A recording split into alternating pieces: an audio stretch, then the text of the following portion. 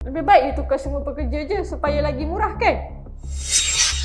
Kalau macam ni, apa yang you untung? Susah nak ingat lah. Sekarang awak boleh duduk kat tempat saya sebab awak terima gaji yang rendah. Ini tak adil, awak tahu tak? Saya ingat saya boleh jadi salesman yang berjaya untuk cari duit untuk keluarga saya. Saya minta maaf. Tunggu, Danish. Sambunglah buat. Awak serius ke ni? Saya harap awak boleh jadi tim leader yang hebat dalam masa 2 minggu ni.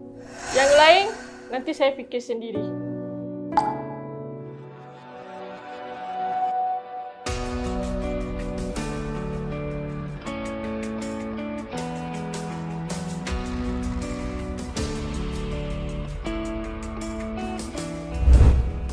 Tengoklah, saya nak close sale ni. Baiklah, seminggu dah boleh close sale.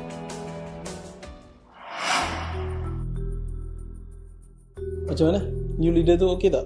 Baik, dia boleh close sale sendiri sekarang. Okey, baiklah kalau macam ni. So, kita hanya tunggu bos tim datang sini, jumpa semua. Jangan risau.